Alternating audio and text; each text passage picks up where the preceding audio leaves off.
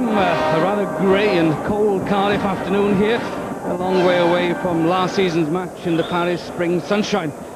Ironically though, there is a spring in the step of the present Welsh team as it basks in the glory of 2 successive championship wins. This though, they'll all tell you, is the real test. And famous faces, and Princess Diana least amongst them, and sat next to the president of the Welsh Rugby Union, Mr. Tasker Watkins. And of course, I was just referring to that spring in the Welsh team step. The recent success, of course, has been built on movement and pace, and when you look for comparisons, where better to glance than at France, that country that has always placed style paramount in its list of essentials. The ground here is a touch soft, the breeze is quite lively. What a test then we have in prospect. Brynmawr Williams, this French side, always such a threat, and what a prospect it is to have to test your capabilities on the back of 2 successive wins against them. Oh, very much so, Lynn.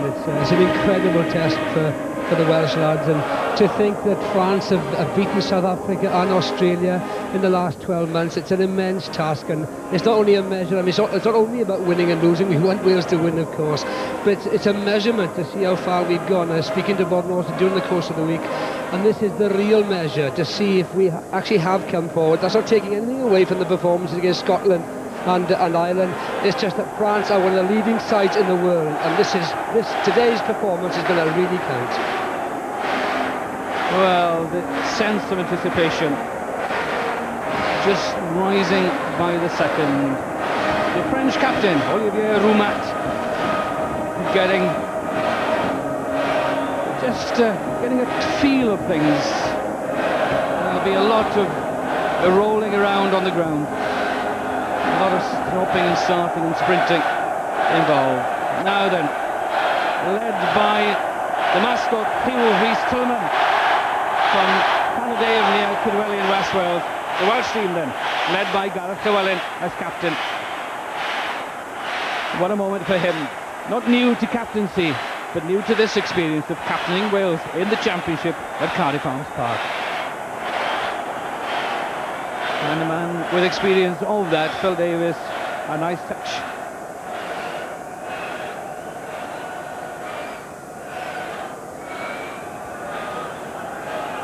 That slight upheaval during the week, Brynmawr, how upsetting has that been, would you feel? I think it must affect the players to a degree, especially when you lose your captain, and Ian has proved himself to be an admirable captain, especially off the field, in the way he's pulled everything together, and the successes against Scotland and Ireland have proved his effectiveness. Clement's probably the main worry. He's a wonderful natural footballer, but his defence is a real concern in midfield. The French will know that. He's a well-known player in world rugby, and he's not a great tackler. People like Seller, Lacroix and the French forwards will no doubt want to run at him today. So it's going to be a real test for Clement, and he's going to need the support of the people around him. You see that small figure of Hugh Tillman right there.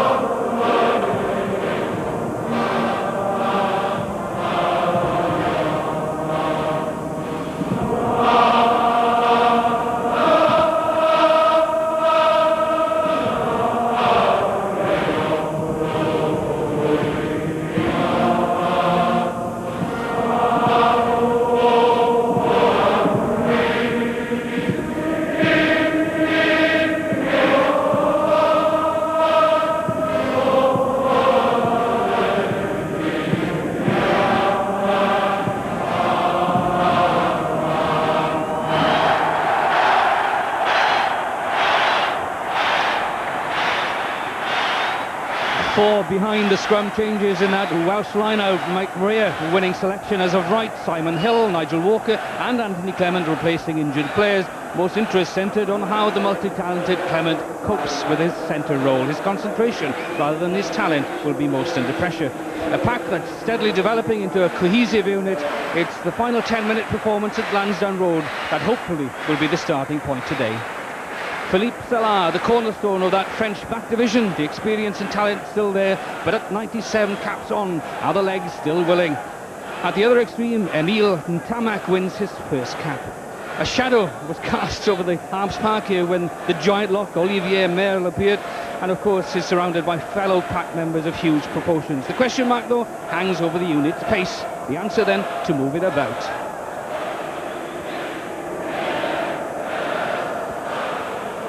Lindsay McLaughlin of New Zealand is the referee. Alain Penaud will start the game for France. Heavily strapped Penaud. The first touch isn't a sure one.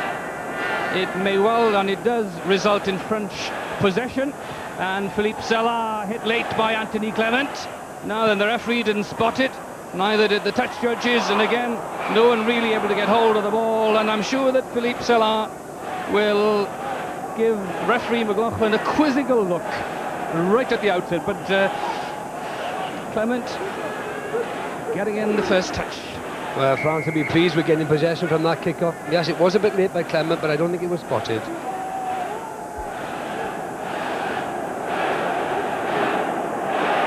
The scrum remained quite static. The test is for Sabroni. The twist away from Hill. Now then, the first tackle is a good one from Emile Lewis. That is excellent, but the French fullback has done well. He's turned the right way. Touch judge and referee in together. Whose word do they agree on what went wrong? That's the big question mark. Sabroni did well to just turn the right way despite the attentions of Emile Lewis. Now then, the question is, do they reverse, or does the referee reverse his decision? He does, unfortunately for Wales, so that early thrust will be nullified. The referee explaining that you had the penalty, and it was feet in there, but then careless feet meant that the change of option from the referee, and Thierry Lecroix getting in France's first touch finder. 19th cap for the French centre, and standing next to a man who's playing his 96th game for his country. So the two captains head to head in the middle of the line-out. That often happens. That was a lot of pushing and a lot of lifting, and that is a lot of lifting. Olivier Merle, 20 stones, now lift that, they say. Get the crane out.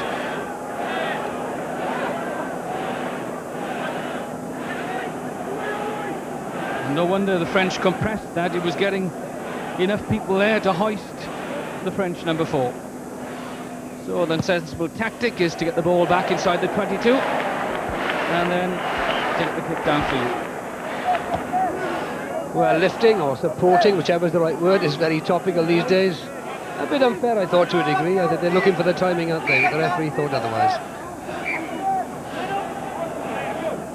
The strange thing is he scored 2 tries already at this level, and only playing his 7th game. And that is free-back ball to Scott Quinnell.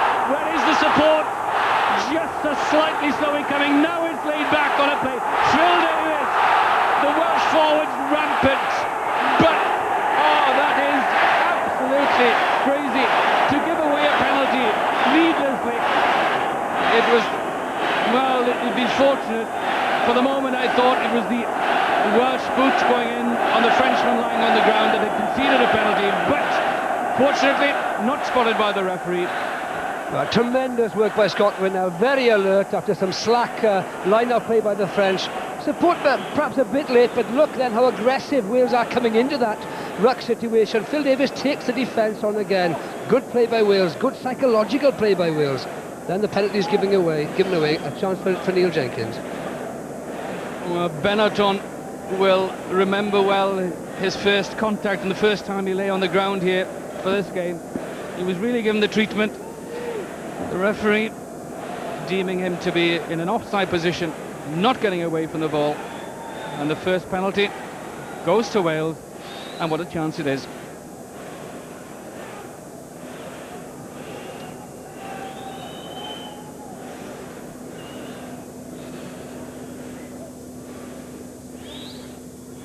"17 points against Ireland."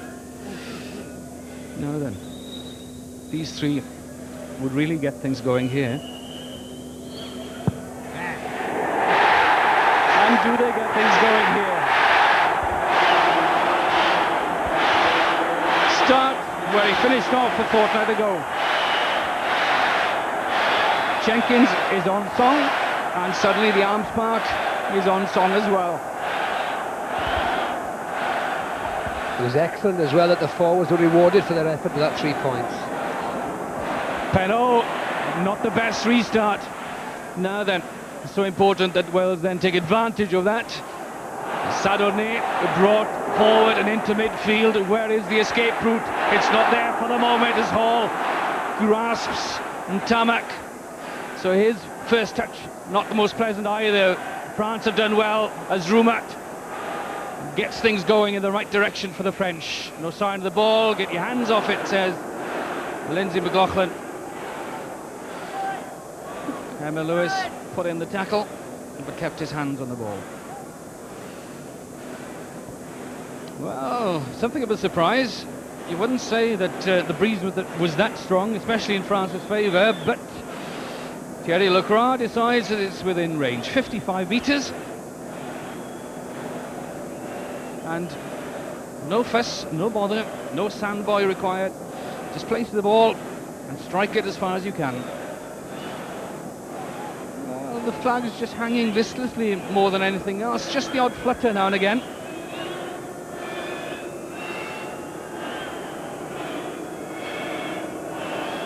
So to strike back at Neil Jenkins' early opener, that would be pulled just a little wide. No real threat to the post. Now then, Mike Greer, safest of hands, safest of kicks. And there's an air of quiet confidence and determination in the air. There certainly is, Lynn, and it was nice to see Mike Greer get a feel now quite early on in the game, and his touch was an excellent one, pushing the French team back.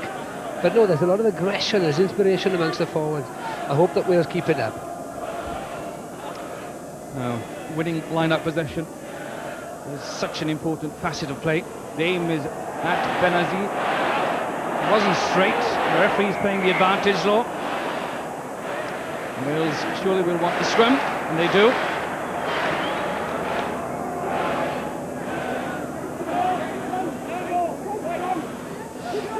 As you see, the French with that 4-stone advantage, or just under. Not apparent thus far, at least, because that's a rock-solid scrum, and that's a very well-placed kick from Rupert Moon. That's a good tackle from Simon Hill. Now then, Saint-André, it's a lateral run for the moment. Just gets it behind the defence. What great play. Now then, Ntamak gets Salah running, but good cover by Wales. The ball is free. Now then, are the avenues cut down for the French switch?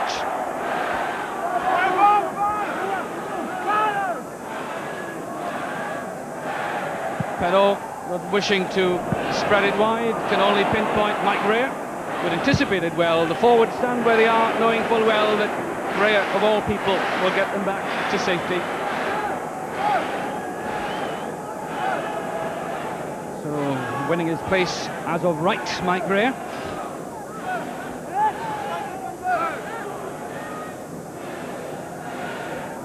France's first option of Benazi at the back against Gareth Llewellyn.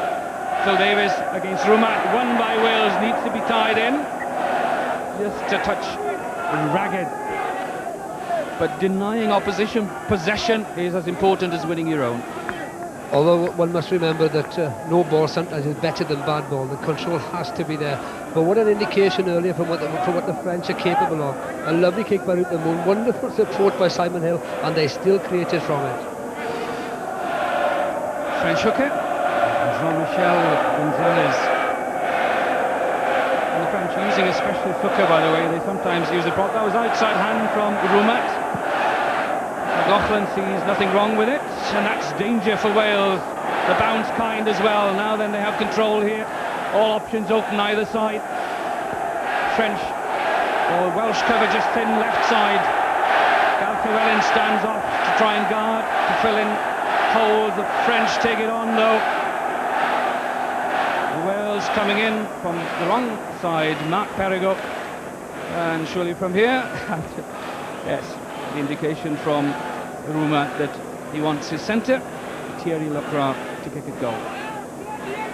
France are very happy to change tactics as well. They don't see that they have to keep the ball in the hands. A kick there, changing the focus of the attack. Very good support by the pack. Almost crossing the line for a try, despite the good defence by Wales, but nevertheless an easy opportunity here for 3 points for Lacroix, I would have thought.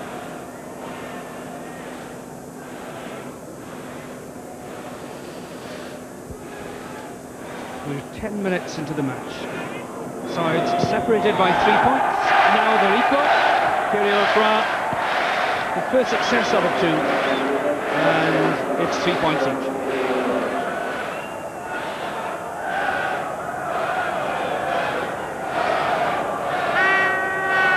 Wales' early thrust nullified then, so it's back to even Stevens as Jenkins gets in his restart. The French don't tie it in all that well.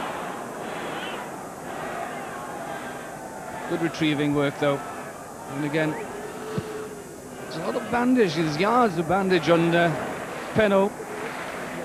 There were fitness problems during the week. He declared himself fit, and he's the rising star of French backplay.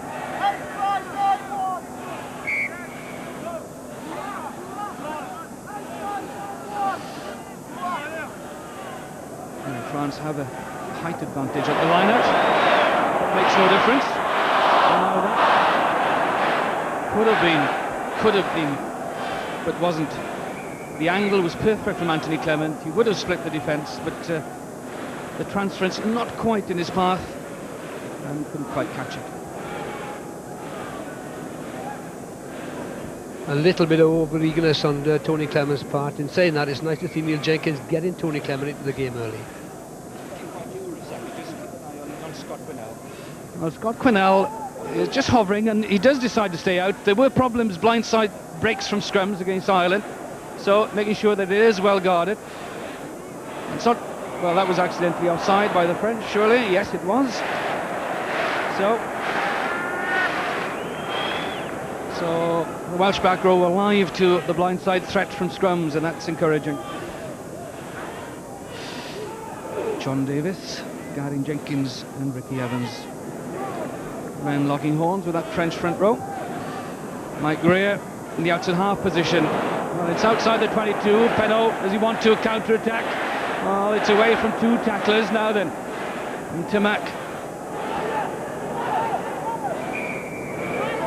Again, not finding a great deal of space. There will be disappointment there with Phil Davis's hands on the ball. But France took it in. So Wales has the advantage. The Welsh team has the advantage here. A quick pick-up, Quinnell and Moon. Is there space here? Quinnell, that's excellent work. Gatier got in a hand there that knocked it down. Such a shame, but that was slickly done. And so pacey, you can't defend against pace, and that was the crucial element there. Looping is one of the most effective ways of creating the extra man, and look at this wonderful, first of all by Scott Quinnell, then by Rupert Moon, nearly creating space to develop an attack. And Rupert Moon has got into an offside position already. The referee playing the advantage law, and does it very nicely indeed. So Sadoni safely done. And you will notice that Wales are wearing green socks, and there is a reason behind that, in that confusion can arise when both sides wear the same coloured socks. It was felt that last season the French got away with lots of things. It's Quinnell again. Now this is acres of space. It's a matter of timing it. Still there.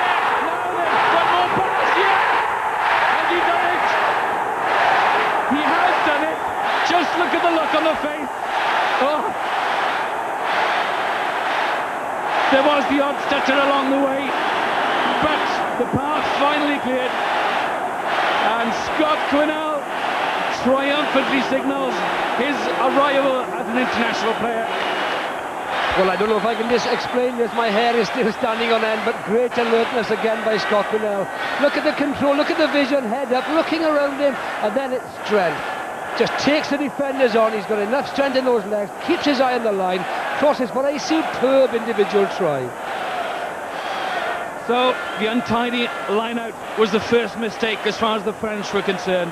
But then, of course, it was a lack of commitment in the tackle.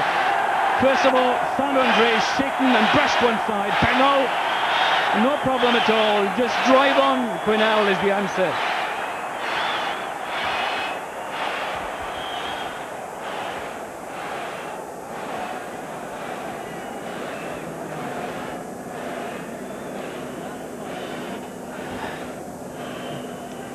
Slowing down the flow of adrenaline will be Neil Jenkins' biggest problem here.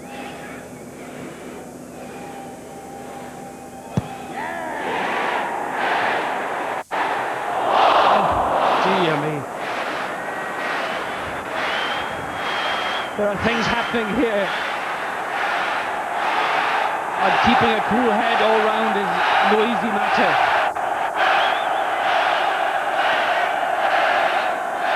The roar is absolutely deafening.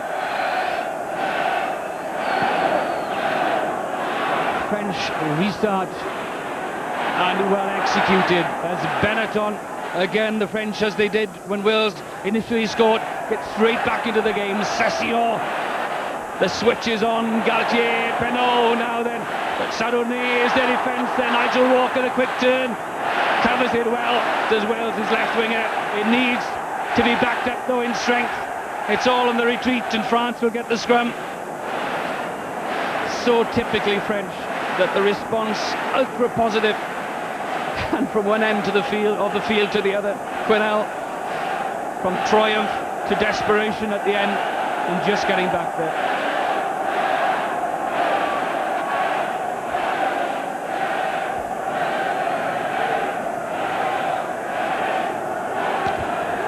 Oh, that is a very delicate area on that far side of the scrum. It seems the French will go the other way though.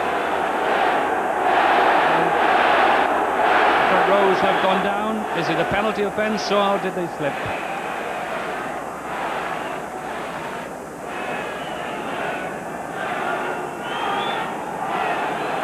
Louis Armani, Gonzalez, Philippe Gala, the French front row. They'll be stiffening their backs for this. There's a slight movement, and the penalty goes against Gareth Jenkins, lowering the scrum.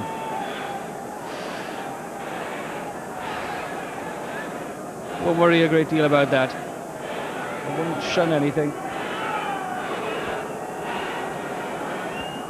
Certainly a powerful scrum by France there, but what was the point of Poole cliche? I may go up, I may go down, but I won't go back. And I think Gareth Jenkins did the same thing then.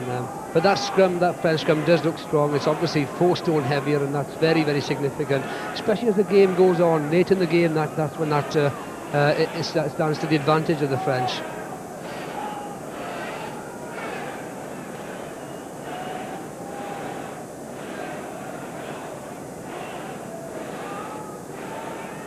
As you could see there, we're nearly up to 18 minutes.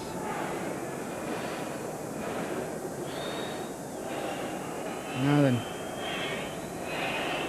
3 points again at stake for France to get it back to within 2 points. Not quite there, and Mike Rea looked so calm and collected about it all that it's a very comforting sight to see. Well, after that Scott Quinnell try, I think all of us sitting here are too excited to think of holding the ball, let alone use it. But great play by Mike Rea, good confidence. That was giving Benazi free ball from the restart and allowing France that comfortable platform then of the driving ball. And then Roumat for a moment is isolated. Can Gareth Jenkins get in his hands there? Drop kick at goal is on here from Lacroix. But there's an awesome poise about that French pack. They seem to be able to stand it up so comfortably, and that's where the danger area will be, most of them from Lacroix's drop kick at goals.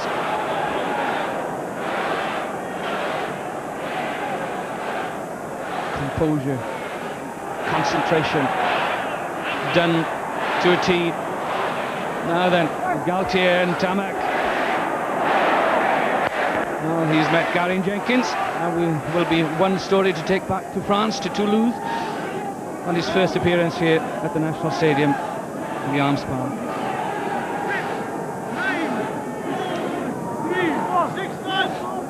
Called in to replace Benassau during the week, who injured his neck in training. So interesting that Benazi is down at 2, and with Merle and Roumat stuck together just in the middle.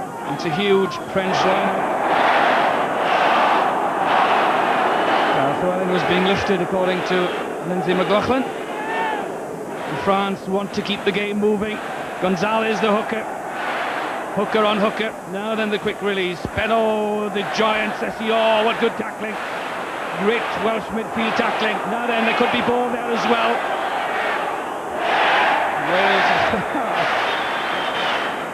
The roar around the ground just that Wales were awarded the scrum just underlines the feeling here. You have to knock the French over before they cross the game line. It's Perregaux that comes in there and stops Session before he crosses the game line. Good work by Perregaux. Here we look at it again. It's a crunching time. We all know how good a tackler Perregaux is. Cross he comes and knocks him over, and that's what has to be done against the French before they gain momentum.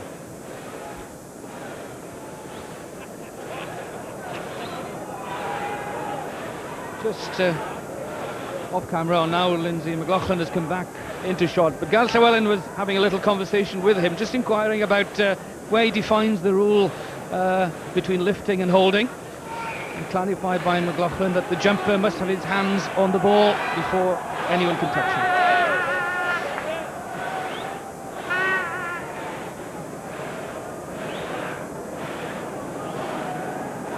Quite comfortable at Welsh scrum. And obviously what breeze there is against Wales in the first half, so there'll be even greater encouragement from the fact that for the moment, with 21 minutes gone, nearly 22, that there's a 5-point cushion. So what responsibility on the shoulders of this young man, captain in the Five Nations Championship match for the first time ever, and of course the main line-out jumper as well. Emil Lewis. Now then, is there enough support there for him? And the French will be disappointed that the whistle came a fraction too early. Emil Lewis will be disappointed that, having got the ball, there wasn't the tightness there to support him. No, and he was unlucky to fall a little bit onto the French side, and he was isolated because of it.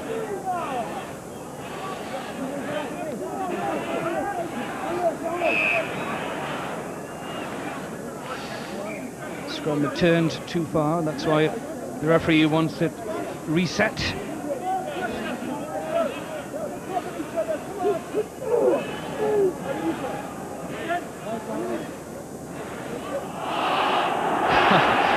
Crowd, some amongst the crowd who could see, complaining that the put-in wasn't straight. And this is a tester. Oh, Rhea, brilliant, brilliant.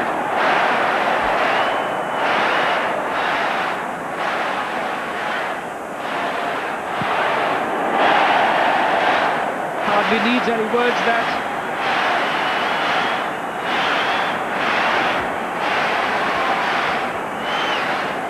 That really was great skill by Mike Ray. Talk about composure and concentration, and look at the pressure he was on. That is some skill.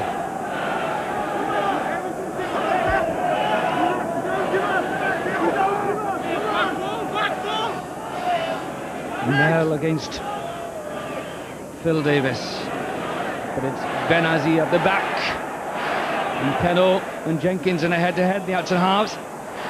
Good second phase as Salah sends Ntamak running at Nigel Walker. But again, the Welsh defence holding its ground and just sending the French laterally across field. So he's had some early touches, has Emile Ntamak, a fullback, a centre and a winger. So the new Blanco, they call him in France.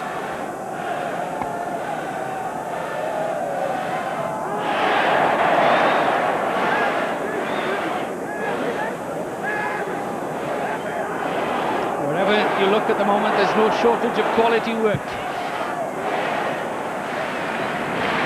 Whether it's catching high balls, winning line-outs and putting in relieving kicks. There's a need, however, for Wales to sustain perhaps possession so they can work their way up the field. I mean, this defensive work will eventually cause them to tire, and that's when France can become dangerous. More settled possession is required. So the French want to employ the peel.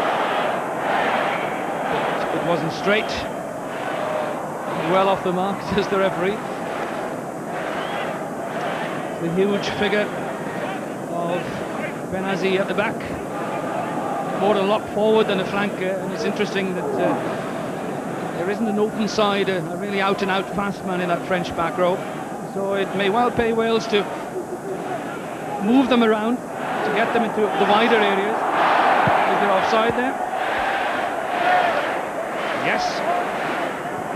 Galtier, the guiltier of 3 or 4 Frenchmen in offside positions.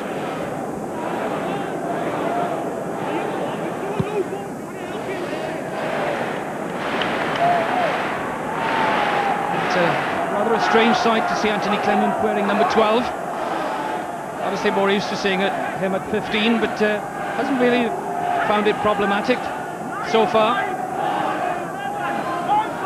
And his kicking out of hand is a real bonus to the Welsh side. He is the best kicker in Wales by far at the moment. And then Llewellyn and Phil Davis, the lock duo. One wins it, the other cleans it up, and it all means that the ball then can be hoisted to put France under pressure. Brilliantly done by Ntamak. So what we saw from Raya earlier on, replicated by the French right winger. And the tactic is the same as well. That's a touch too far. Raya has time. Has he support? Yes, Simon Hill. Just slightly awkward looking. Now then, the Galtier gets Adoné running away from Ricky Evans. Oh, that is very, very uncoordinated of the French. Now then, is there... Oh, there has to be hands in there. So, I'd have thought that Benetton would have learnt his lesson from the... Isn't that a typical French shrug? Oh. But no doubts about that he was there intentionally and with the sole purpose of blocking any second phase. But again, we saw it in Lansdowne Road. Ricky Evans was the man pressurising the opposition fullback. Well, he's such a good player in the loose, and to be a good player in the loose, you have to be a thinker, and he is a thinker. A lovely catch here we see by Mike Raya. Simon Hill showing us he hasn't got a right foot there. That's the disadvantage in what he did, which is why it was so loose. It seemed to be well covered by the French, but I wonder if this is telling the Welsh that they're becoming slowly rattled, probably because of that pressure of Ricky Evans. But certainly Wales are looking good. They need to play the game more in the French half, though.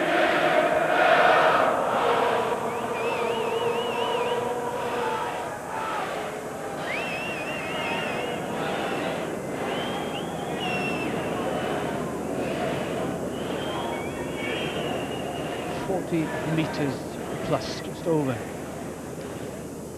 This to hoist Wales' total to double figures.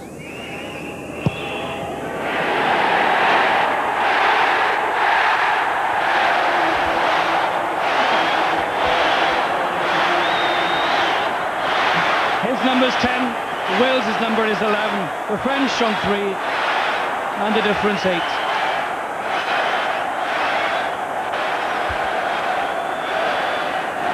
11.5 minutes remaining of the first half.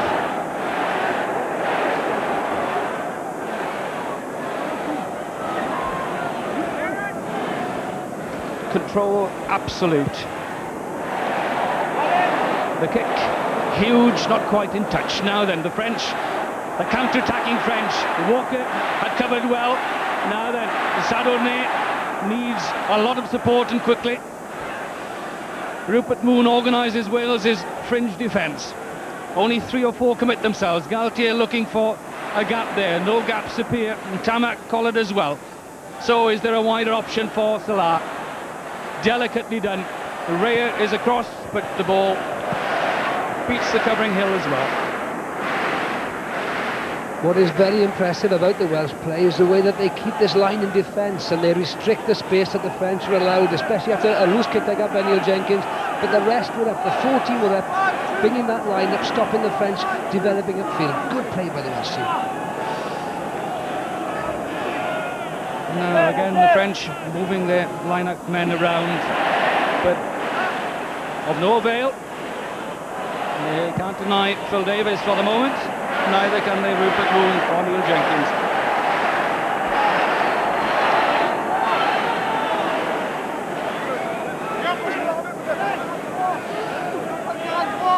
So the French cut down the line out. Olivier Roumat, the captain, and Abdel Latif Benazi. Roumat. Davis was waiting. Emil Lewis in the driving seat. Moon will chip it into the box surely. Keep the French moving backwards. Sadorné is under pressure from Simon Hill. Neil Jenkins there as well. Now then, cut the ball half loose. Well controlled, the French do well, although now then Salah and Tamac, can he run from here? Half collared by Mike Hall, straight out. Not off. When last did we see a French side look so ragged? It's because Wales have put in the pressure on by dictating the pace from a defensive point of view. They're up on the fence so quickly that the French are unable to think themselves out of trouble. So it's excellent play by the Welsh so far. What is needed, without wanting to sound negative, is better possession going forward. Then perhaps we'll see the backs being let loose. It's strange that the players have said how difficult it has been to play here at the National Stadium in the previous few seasons, but here today they didn't ask for the crowd to get behind them, and just the whole place is ablaze. There's a buzz here unlike anything I remember. Support is absolutely fantastic, but it's deserved as well. They've worked for the support and they're getting it. Alf Llewellyn didn't have his legs taken away from him there, but possession is still being maintained. The ball is, well, it's there, and Moon is still directing operations. It was not overcomplicated, but so absolute is control that, well, what a shame that was. Everything seemed to be absolutely in place. Still, it's a totally new concept to see such control. And with the control is the confidence as well. You can see it in their faces. They are now confident. So that left foot of Penaud turn things back into a truer perspective, perhaps.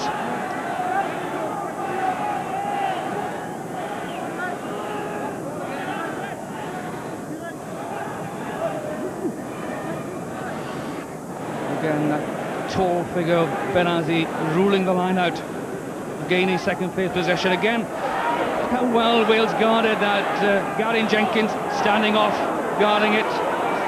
Players being taken off the ball. No way through for Penaud for the moment, but still a very deceptive runner. The injection of pace and directness from Benetton. Now then, Benazi waiting though was the Welsh captain Llewellyn. The ball at the run, not allowed to have hands in there, and the French will be unhappy about that. Roumat wants an explanation.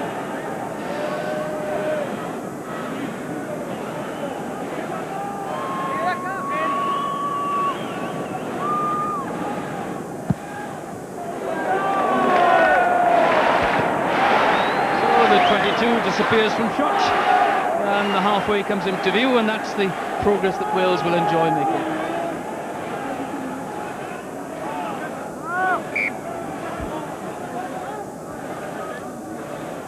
12 minutes remaining in the first half.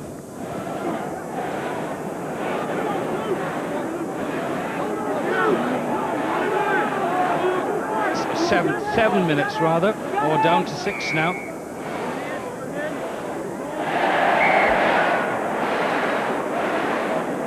Over exuberance more than anything else, just getting people involved. Mark Perrigo wants some attention. I mentioned earlier on about Wales wearing green socks, and the fact that it was felt last season when Wales played France that the red socks on both sides confused the referee. And of course when Scotland played England a fortnight ago, Lindsay McLaughlin was the referee then, and the dark socks with white tops from both sides again was felt to be confusing. And very sensible, good thinking of the Welsh management to see in advance of that and try and overcome that problem. That's correct, Lynn, and also it's the referee's in charge of the safety of the players to a degree as well, and for him to be able to decipher which is which is all important in his role as looking after the players, if you like, and monitoring the rules that are followed properly. I know one gnarled Welsh hooker used to carry around about 6 pairs of socks with him, and he'd wear the closest ones to the opposition colour. As Gwinnell turns defence into attack. Now then, the driving, holding on, the French, they're being rattled. What a game he's having. It's not just the try, but it's the presence.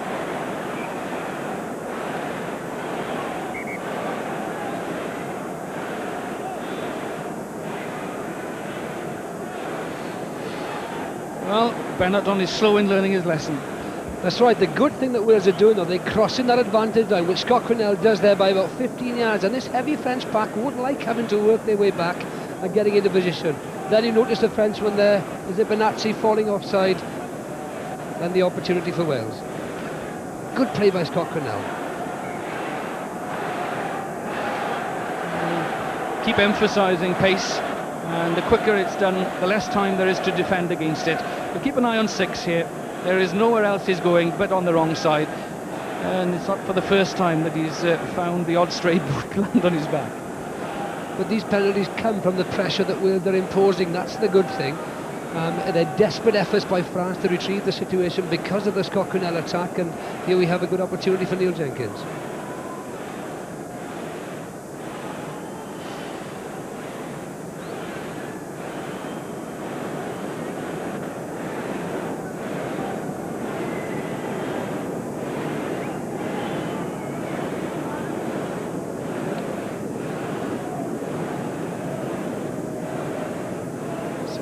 Points is his present tally in this game.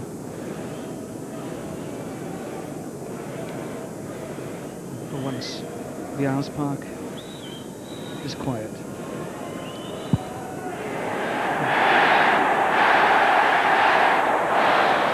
Just failed. Couldn't get much closer. The French haven't lost their sense of fun. Sadone happy just to pull on the Welsh players before placing it down behind his own goal line. Now then, Rupert Loon, does he want to attack? Well, that's just a touch wayward, to say the least. Still in French territory. Just jarred the ankle.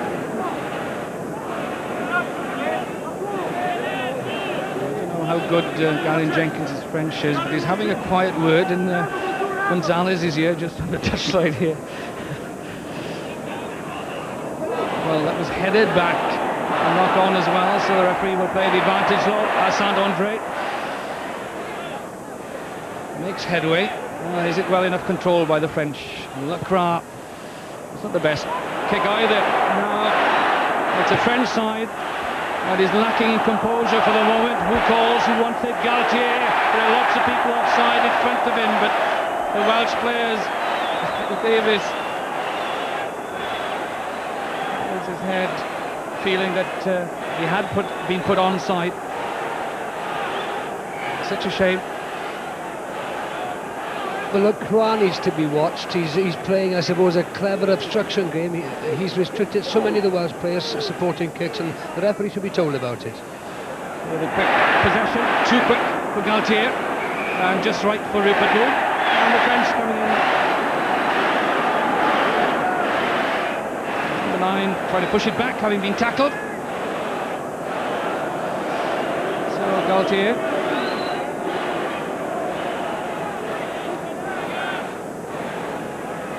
So it's a worried French captain for the moment. I've heard how much discipline that both he and his coach Pierre Berbizier have put into French rugby. So all that apparent for the moment. Keep an eye on the Welsh line-out jumpers. Emyr Lewis comes in late. The ball is won. Now can Moon release it? Benetton is there. Someone needs to get hands on it. Not tightly enough knit there. Penaud gets Salah running into midfield. Mike Hall had put in. What a run by Hall now. The defensive running. There's a chip. The whistle has gone. There's a lot of confusion here. But the Welsh defence there was quite magnificent in the way that they angled their runs across to cut down French options. And Hall especially really made it almost impossible for the French. And Clement led it, in all fairness. I was saying that his tackling wasn't too good at the beginning of the game, but in all fairness, his defence has been very, very good. He was up on Salah then, he did no space at all. So we're into time added on for injuries.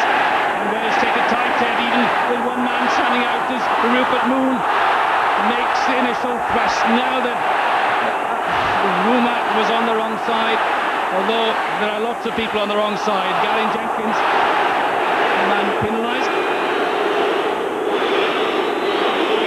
An injury here as Benetton, not for the first time, squirms in agony.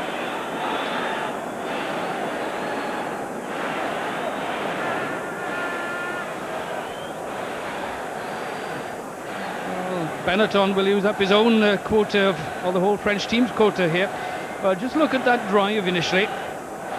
Yes, good work, and I think it was Scott Quinnell that hurt Benetton. No, perhaps I was wrong, but Rupert Moon takes the ball off him well then, and yet famous advantage line is crossed again by Wales, and it was that boot being put in there. I think, was it Gareth Llewellyn? Terry Lacroix. Well, just a little slack of the Welsh defence, but it's half-time. So, I tell you what, Lansdowne Road would have been difficult to strip with Elwood et al. Doing what they did, but this is even more surprising. Brynmore, that speaks for itself, I suppose. The commitment has been outstanding. The only thing that concerns me slightly is that territorially France have been on top. I hope that Wales can sustain this commitment throughout the second half, because most international matches are won in the last quarter of an hour. So, at half-time, it's Wales 11, France 3. Thank you, Lynn. Thank you, Brynmore. As we heard from Brynmore there, Paul, he said that it was a superb performance from Wales. They showed control, they showed discipline. It's been a marvellous display. I think if I had to put my money on the game, it would be in Wales' favour at the moment. They've shown more control than France certainly have, and I think all credit to the 15 Welsh players. They've put their necks on the line for the cause today. France have looked very ragged indeed, and there's been no continuity of play from them, which is very surprising. And even behind the scrum, you know, players like Seller have looked a little bit ragged today. We talked of this punching holes through the French midfield, and of course it's what Quinnell has done throughout the match. Yeah, I've been most impressed with Scott Quinnell's play. You know, we see him, this try he scored, he's looking to get the ball away, manages to grab hold of it again, and all fairness to him, he must have been dreaming as his father a few years ago. There's a real touch of deja vu, wasn't there, with Quinnell scoring that try against Scotland some years ago, and here we have a look at it again from this angle. That's right. He's got all the power there, and you can see he's a ball player as well. He's keeping the ball in his hands, looking for the support, but when he sees the line, he goes for it. Excellent try. We were worried before the match about possession for Wales, but I mean, they've done supremely well in the line-out in particular. Yeah, all credit to Gareth and Phil Davis, you know, up against two very big second-row opposition. They've won some good ball, and the forwards have cleaned it up as well. You know, delighted with the performance so far. Just hope that they keep it up for the next 40 minutes. Yeah, I think we need to get another try. Obviously, you know, you need to get 2 scores in front, but certainly the way things are going, Wales are looking very comfortable. Paul, thanks very much. We'll hand you back to our commentary team now, back to Lynn Davis and Brynmore Williams. If you heard a roar during that chat between Russell and Paul, It was the announcement here of the score from Twickenham, which reads England 6, Ireland 10.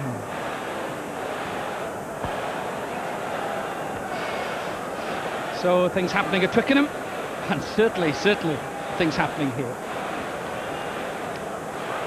So 40 minutes left here. Wales already with 2 successive championship wins under their belts. This, though, the real test. It was said prior to the game, all the others would have been meaningless without a performance here.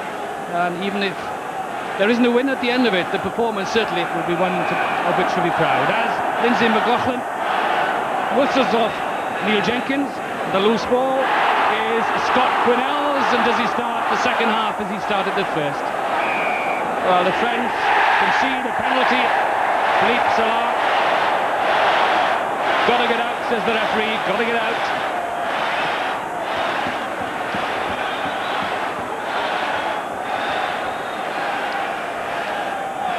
Is there emerging here a new Welsh folk hero?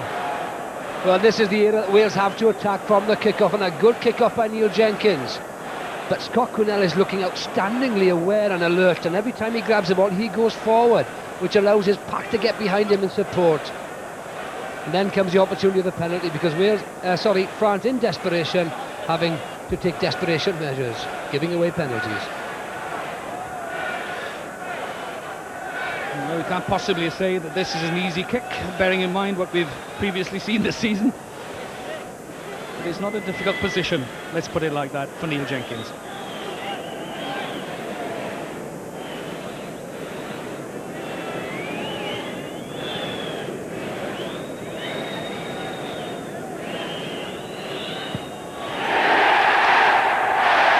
The second half starts with a Welsh penalty goal that registers a further 3 points and brings up the total to 14. France remaining on 3. Wales started the first half so positively, putting points on the board every time they were in the French half. This happened again. I hope this is a good omen for Wales. I'll tell you what, Penno has not had as much practice as this for a long time in restarting.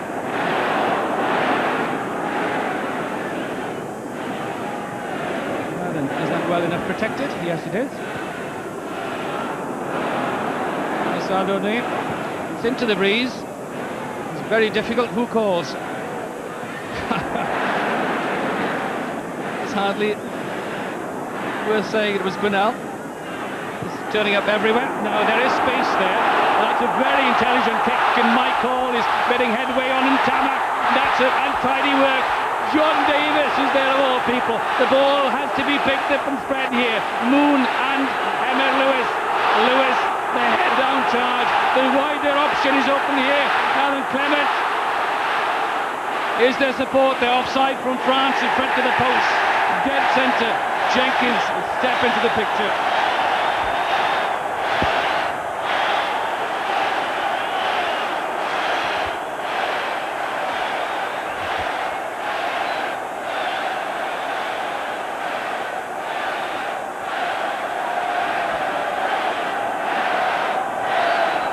Well, good and bad kicks have to be supported, and sometimes if the support is good, bad kicks can be made good, and Mike Hall showed that. And look who's there, John Davis.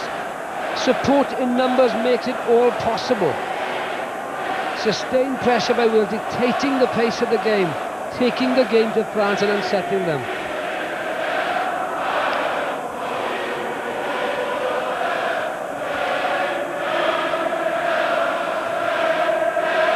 And the French are offside. Now then.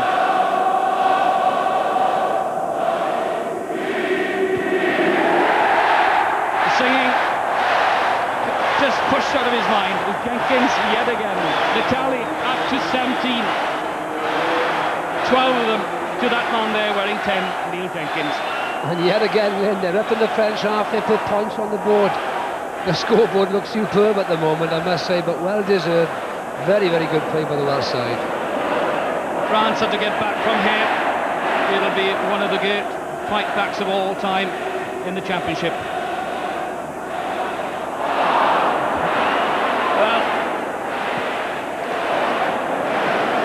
Gary Jenkins looks at the inside backs and quickly taken. Roumat, Galtier, Gonzalez. No time to stop, no time to think. Perpetual motion the game at the moment. Wales will stay on the right side. France have all the control necessary there, and all they need to do is put Merle in front of it. The defence again, well, somehow, I tell you what, there are efforts going out there way beyond the call of duty. I don't think, Glenn, I've seen an example of a Welsh team playing for their lives for a long time. I mean, they actually willed themselves to get amongst that maul, and this is a huge front pack, and they worked so hard that the reward came in the end. Good defence by the Welsh team. No wonder he's looking slightly dishevelled. Certainly there's no reason to crow for the moment. Side trailing by 14 points. But should they score in that corner, he may well spring into life.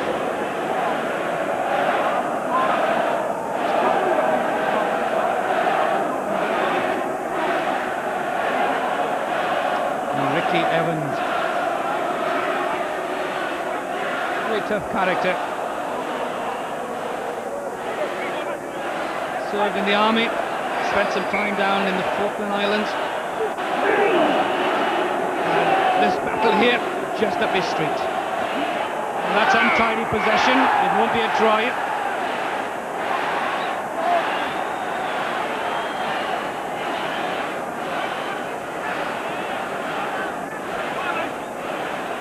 Really nothing going right for the French at the moment.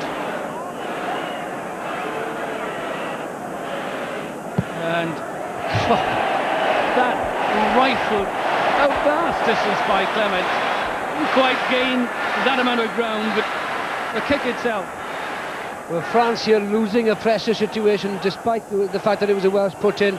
There we are, see Galtier puts his hand in the scrum. That's not allowed, giving the penalty away.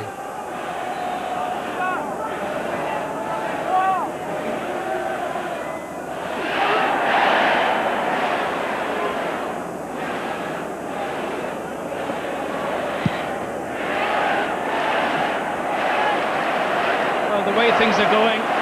There won't be much singing going on in Cardiff this evening. There won't be any voices left because the roars are coming at regular intervals each time a Welshman plucks the ball out of the air or does anything positive.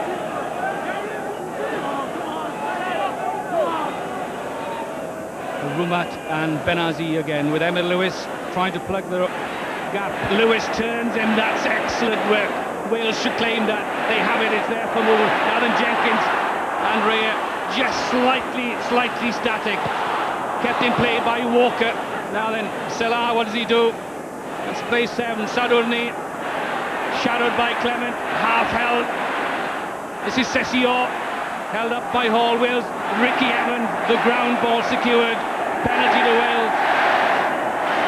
Gonzalez diving in.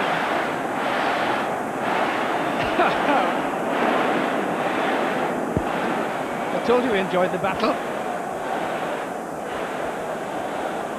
There's an intense controlled fury about the determination of the Welsh players in getting into position to fill the gaps in defence. It really is impressive defence. It went backwards, it wasn't knocked on, but Saint-André just has done enough to get things going. Now then, Penaud, Lacroix. Rhea has a chase to get to that. The option is the long kick straight back to Lacroix. Now then, Roumat is with him. Rhea puts in the tackle. Strong running from Roumat. Now then, this is good French play. They have second phase. Penaud can spread it wider. Has Sessio into the gap, but Wales cover it well. Merle. Well, that's a courageous tackle by Ahmed Lewis, taking on the biggest man on the field, and in amongst them all is Gary Jenkins as well. And this time, hands are in there, and the French feel, and just they're trying to explain to Lindsay McLaughlin that avenue down the left-hand side was as wide as an ocean, and there was nothing there to stop them. I don't want to deprive Gareth Llewellyn of the praise he deserves. I think it was Gareth actually that actually knocked Merle over then, Lynn. And it just shows the commitment that's going in. When you see second rows tackling, it's a real pleasure to see, because it reflects the commitment of the side, and that's the captain, by the way. So for their efforts, the French have this opportunity of clawing back 3 points. Just coming up to 10 minutes of the second half. You could see from Lacroix's reaction that he was into the wind. 40 metres.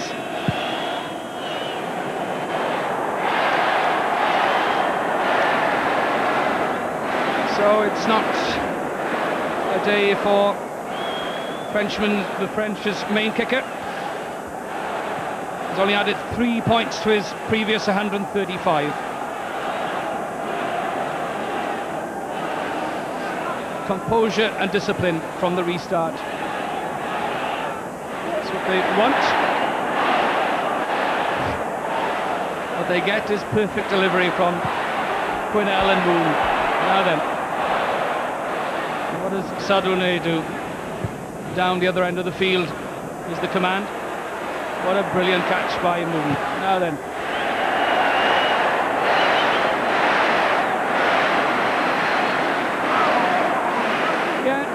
You can afford a smile. It's not too bad at all. Well, Gutzkamov never stops reading the game, and he filled that gap perfectly well and dealt with it supremely well. Again, Benazi is the aim. Galtier, oh, it's not a good pass. Or is he slightly forward? What a tackle by Clement. It's all, again, lateral. It's reorganising quickly, that's the problem. They have Garin Jenkins fills in one slot, so does Gareth Llewellyn. Roumat in midfield, and Tamak forced to go back at Garin Jenkins. Finds Ricky Evans.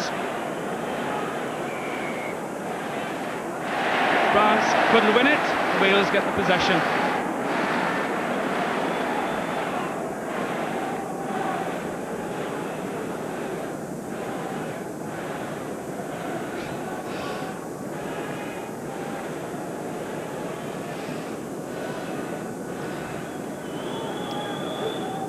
That Welsh back division is interestingly poised, with only Mike Ray on the far right-hand side. So his possession, the angle kick will be away from Sadurné, and it's beautifully placed. Runs perfectly, and the whole thing's erupts again.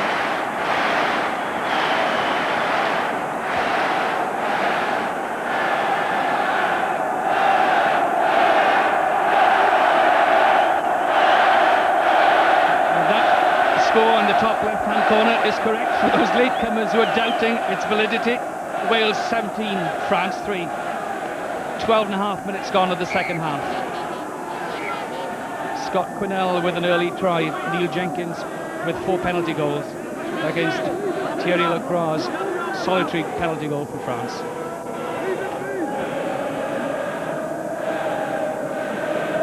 This fine line-out work by Merle. Sadurné, only find Simon Hill. It's a towering kick from Raya, perfectly placed. Roumat stands, collects Hill. The French have regrouped well. They have that very well under control. And just a little awkwardly, Philippe Salah having to do the relieving work.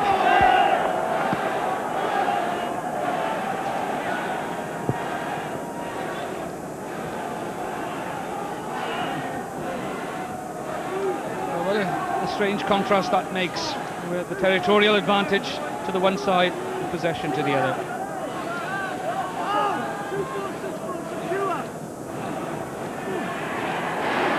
Again, it's perfect line-out ball, the slat from Michael, just far enough, but it wasn't tightly. Again, that's the problem now, then covering ground is the problem here, lots of gaps. Good tackle by Moon, and Tamak followed by Perrigo. Wales should have it. Rupert Moon keeps it in play. The chase is on for Walker. Now can he keep control? Sadurné just about getting away with it. Still in play. Now then, Gonzalez of total disarray. It really is seeing the French at their most ungainly, uncoordinated. And Wales here, absolutely rampant. Everything they seem to do, Lynn, is in numbers. If it's defending in numbers, it's attacking in numbers. And because of that, the very presence of that support, it just makes so many things possible. Good work by, I thought, Rupert Moon and Nigel Walker there. Quinnell sets off again, collects Penno. Emyr Lewis, has he regathered, certainly receives the treatment. Just on the odd occasion that things haven't quite been tied in tightly enough. But they're very minor blemishes. What a performance that will be long remembered here.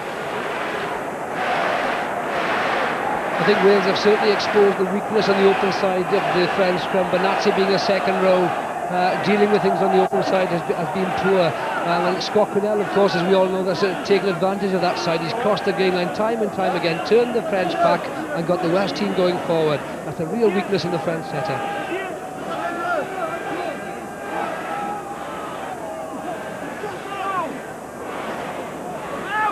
Gonzalez, Galtier has been offered space. Session and Benazzi, and now then Neil Jenkins and Ricky Evans back to do some tackling work.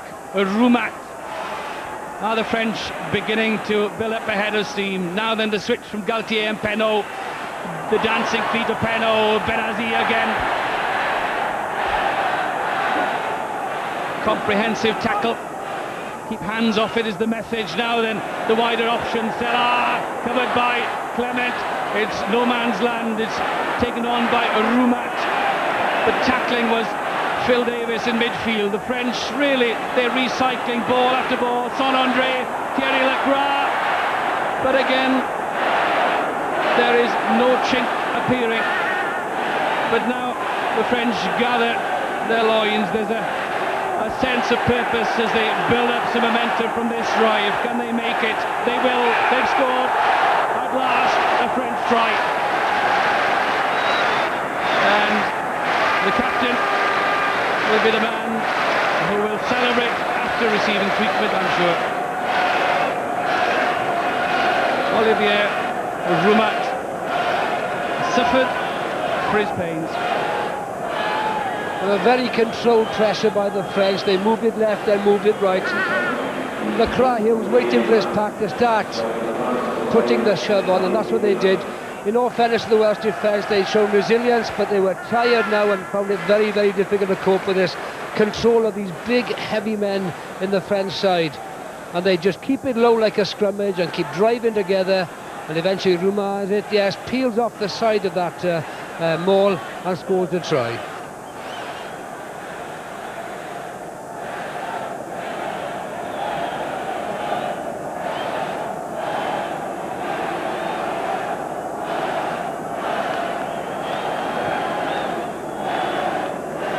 So, we're seeing a French revival.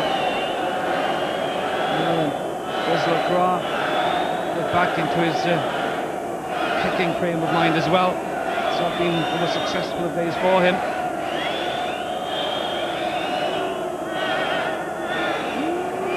Every 2 points, a bonus though.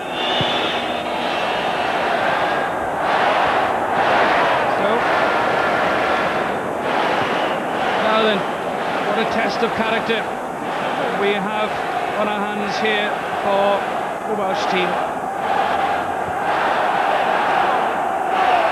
The French are obviously intent on serious business, on recovery. Can they be repelled? Jenkins, not the best. Is this a rattled Welsh side for the moment?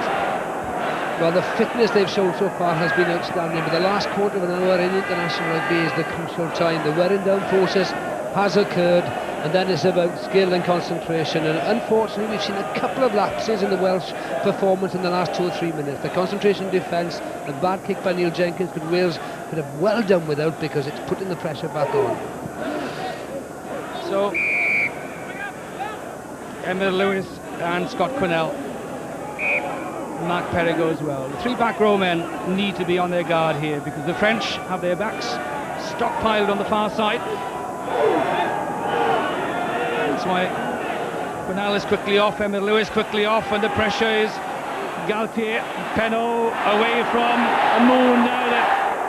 Again, a telling tackle as France through Galtier again. A fine pass to Saint-André. The French, can they get in there? Just denied.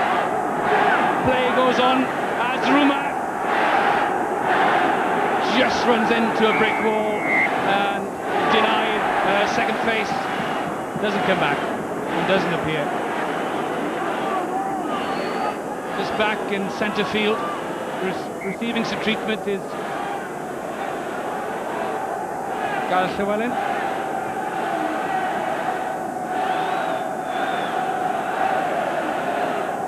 So Wales is captain, gingerly making his way back. Just have a quiet word. Phil Davis is in there, and he's the most experienced man there, and it needs that cool head and even hand at the moment.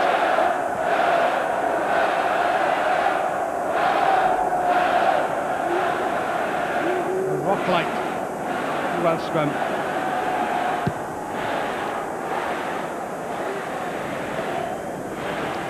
So it's inch by inch away from that danger zone.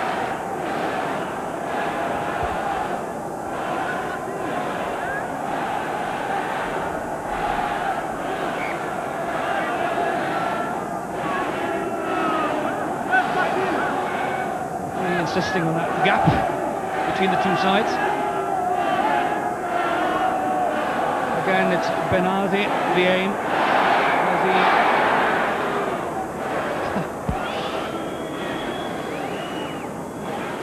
Straight. That's been part of the French problem. They've got tall men at the back, but Gonzalez at hooker isn't the most proficient of throwers in.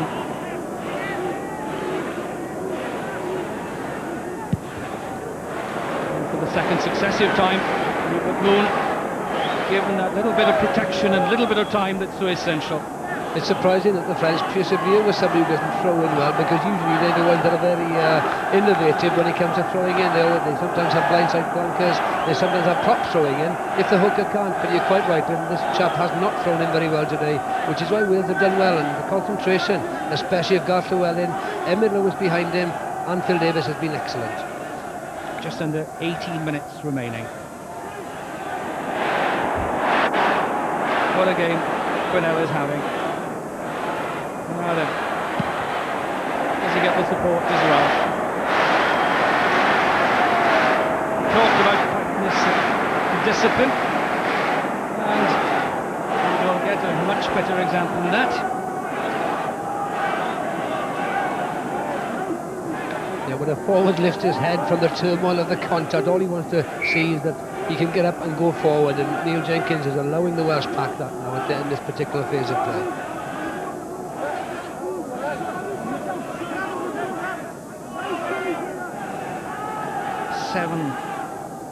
Benazzi has been hugely influential at the tail of the line.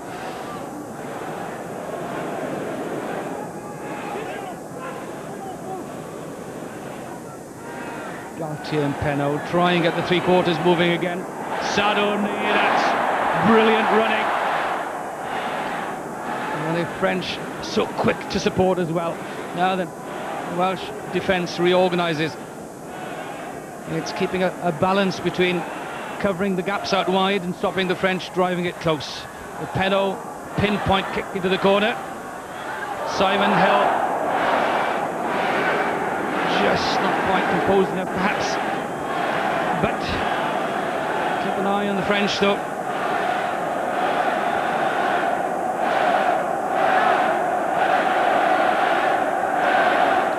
The Welsh team has had no problems in exerting pressure on the French. Now then, and the shoe on the other foot, how good is it at withstanding pressure? The question mark is there, and how will it be answered? What a test it is.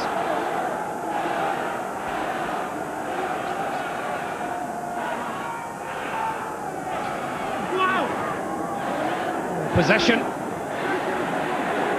is there. Now then, Penaud straight in, goes Salah under the post. That is so typical of the French, and they are skipping with delight down wide. Oh, that was simplicity itself, and suddenly the whole complexion of the game is changing. Well, the most capped international rugby player in the championship, and there gets one of his easier tries. Yeah, good possession initially for the French, controlled possession incidentally, and most moves in rugby are two-phased. First is the decoy runner, there we see it, then Salah takes the ball coming straight. The space has been created by the decoy runner, and he scores into the posts. And Thierry Lacroix converted the try as well. So, now then, 2 points the difference. The French up to 15.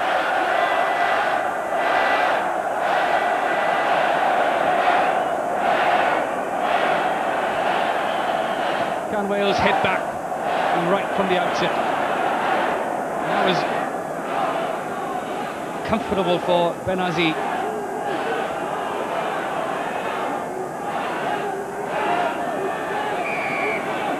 Stalemate.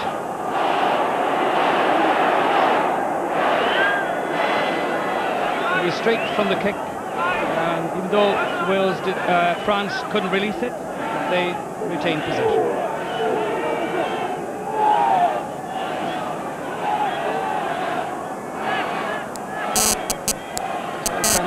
Stepping back inside his 22. What a fine kick that is. Keep an eye on Rea, just in case.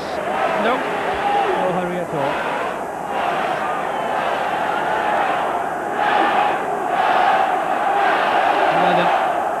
There's no doubt the crowd here influenced matters in the first half when things were going well.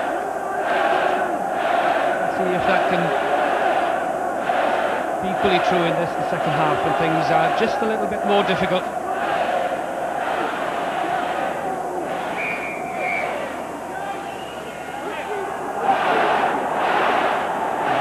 It's a penalty against Ricky Evans.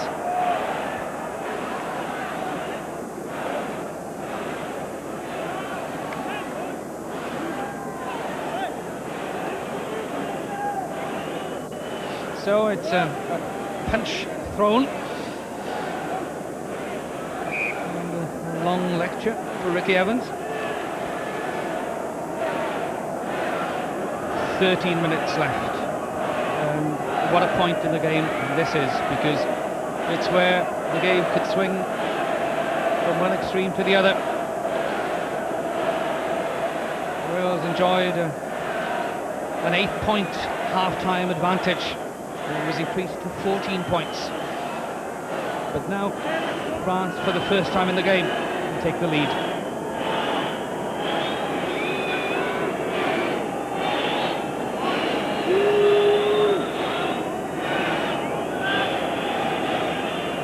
Not easy for Lacroix to concentrate. Strikes it beautifully. But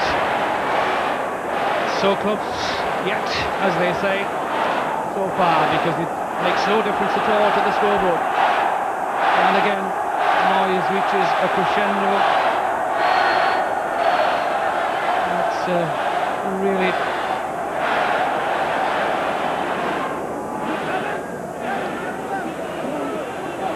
over here. You sort of think here.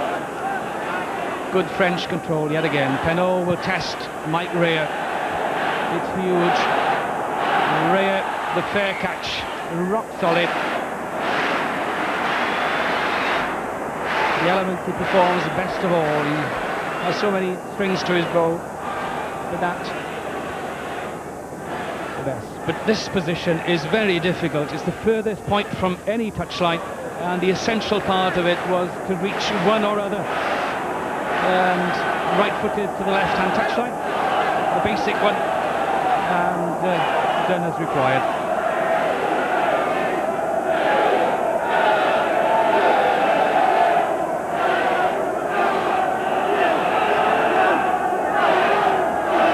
A test of resolve, a test of fitness, you name it, it's there to be exposed.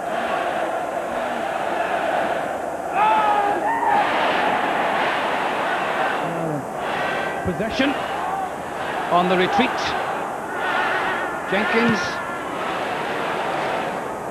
It's out to play, and Tamak and Sadorne. Walker, good defending. Now then, Amari, tackle by Moon. The French yet again can set it going. Sessio head-to-head with Quinnell. Again, it's a test of Wales' defence. A drop kick, a goal from Penaud. Rea, a comfortable catch. Little dance, but I'm sure, yes, safety, the basic requirement. There would have been a temptation for Neil Jenkins to restart long and swiftly.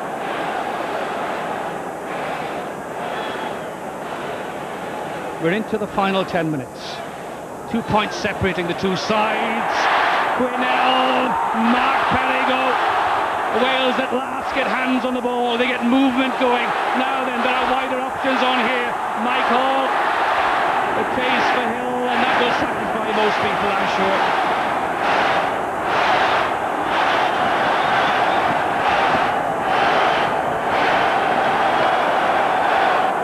It's been defence, and at times desperate defence. But then one piece of magic transforms it all. Well, Quinnell initiating it all, and then let's get down to basics, that's all.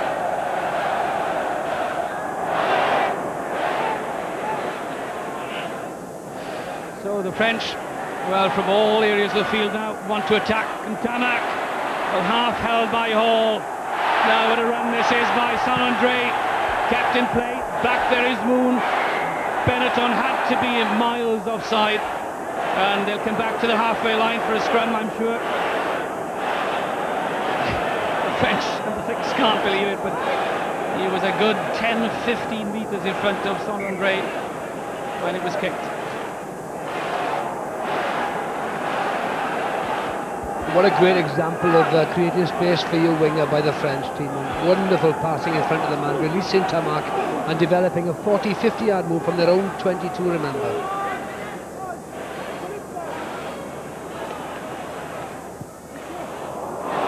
Quite far enough, still awkward, and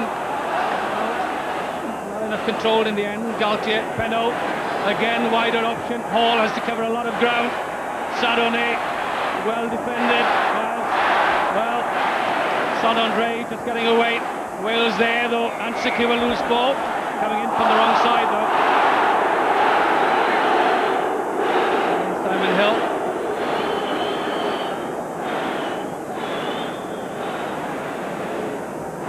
So it's breathless stuff here.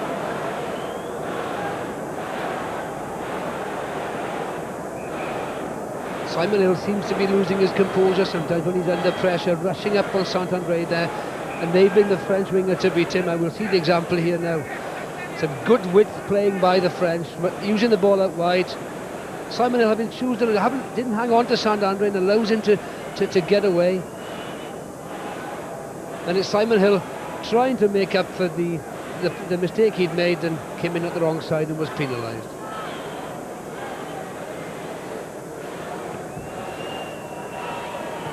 Countdown to the end of the game is now less than 7 minutes.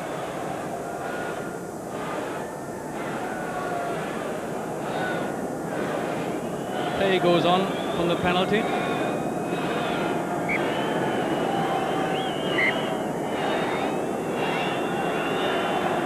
Benetton is receiving some treatment.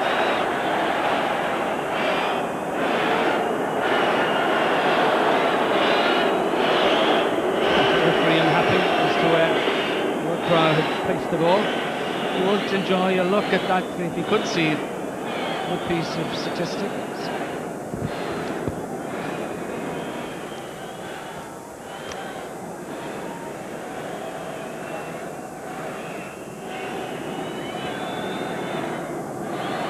Having defended so well,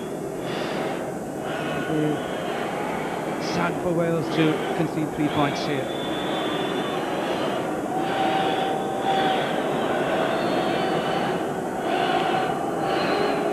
The breeze against McGrath and it's so short, it's miles short.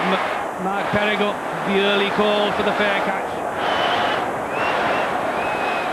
And sensibly done, and gets it to the man with the most powerful boot in the world side, if not British rugby, Anthony Clement. So minds are still active and thinking quickly. Especially by Mark Perigo, asking for the mark there, arresting the momentum of the French in attack and allowing Clement to relieve pressure. Good play by Perigo. And Perigo and Scott Quinnell have swapped places at the back there, with Quinnell standing next to Benazi. So attention required for Olivier Merle. Garyn Jenkins wants play to go on.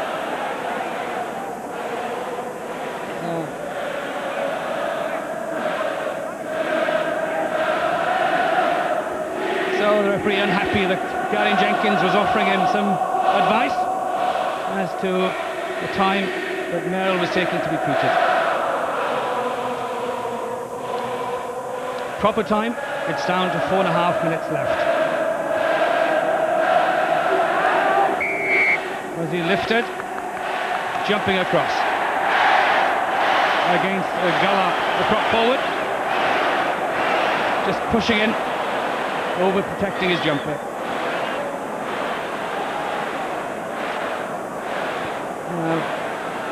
Really required. So this kick, it's into French territory and the opportunity of winning the next line out.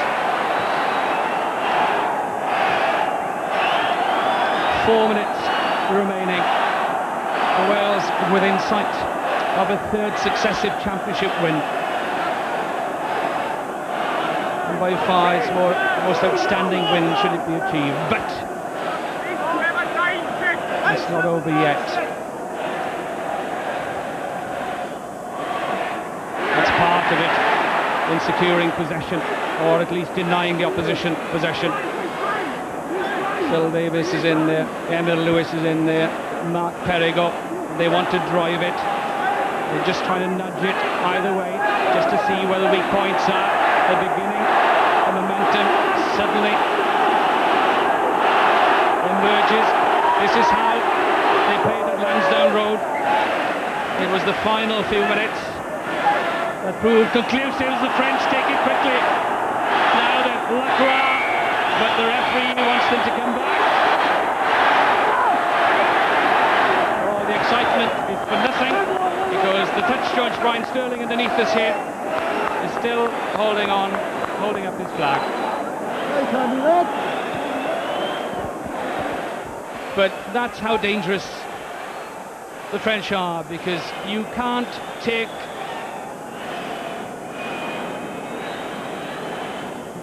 your eyes off them. It's perpetual motion. So,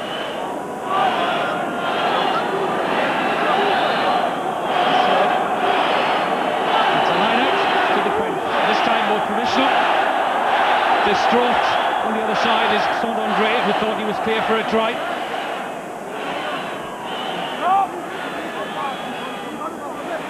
So we've seen a Welsh drive. Now it's the French. Garyn Jenkins tries to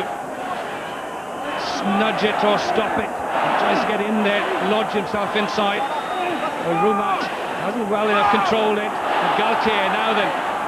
The French again looking for spaces out wide. Tackled by Perigo. Galtier Hall sells himself, but there were spaces. Penaud, John Davis rather, puts in the tackle on the French out of half. France keep possession, but make no headway for the moment. Penaud yet again. Now that the tackle on Saint-André, Tamac, Quinnell has it. Nigel Walker, he'll score. Just look at this. There's no rounding off. Oh, dear me. The place goes wild. The game is over, surely. That's good night for the French. So the Frenchmen around the field, absolutely distraught. That will lock it up for the Welshmen, both on and off the field. Delirious with joy. Nigel Walker in his comeback match. France trying to counter-attack in desperation, knowing the time is running away.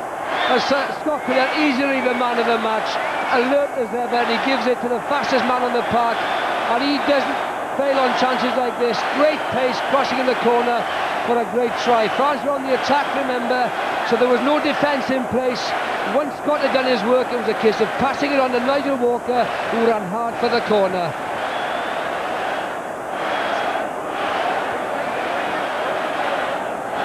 Nigel Walker has a taste of scoring against France. The place, well, is just ablaze. We're into time added on for injuries.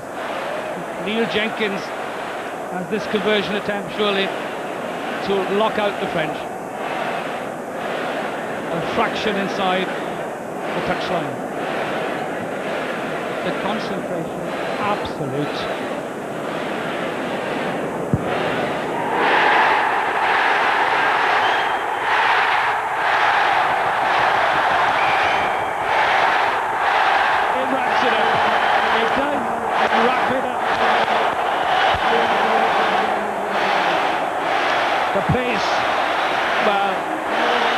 Is a sea of noise, colour and celebration. Just look at that full-time score. Wales 24, France 15. One of the great occasions here. And Wales' triumphant captain, Gareth Southwell. What an occasion. Oh, there can't be many words to describe it all, Brynmore. Absolutely fantastic, and they fought all the way. They got stuck into them from the first minute, from the first second, and the success is greatly deserved because of the wholehearted effort and commitment the whole side put in. Superb commitment, and a great victory, it has to be said. Princess Diane, she celebrates as well. She's happy with it all. But what a performance, and at the death, as we've seen in the previous two matches, that final surge is holding out when things have been at their most testing of all, and to emerge with credit really speaks volumes for the character of the team. Absolutely, and they were under pressure in that second half, and they withstood it so superbly, mate. To be 2 points in front with a few minutes to go, I mean, to hold their heads up high and to have the control, to keep the pressure on the French. They played very much on the outside line, the Welsh team, I thought, and did it so effectively. It really was an outstanding effort. Scott Quinnell, the man of the match, and Mark Perigo following very, very close behind. But in all fairness, they all played well. Phil Davis and Gareth Llewellyn did exceptionally well in the lineouts. They all marked 10 out of 10 win. Yeah. So what shockwaves that result, or this result, will send, not just around Britain, but around the rugby world, I'd have thought, that Wales, having endured such a lean period in terms of rugby success, suddenly emerges, and now it's 3 on the trot. That's right. I mean, our hearts are in our mouths. I mean, the excitement of that first Scott Quinnell try was almost unbelievable. I almost couldn't talk, because it was such an exciting moment in Welsh rugby. But Wales are back, and I have to say it, and we have to say it as a Welsh nation. There are so many good things happening on the Welsh international field at the moment that we have to be inspired by it. So there we are then. The good news, the spectacular news, if you like, from here, is that there's a final score here of Wales 24, France 15.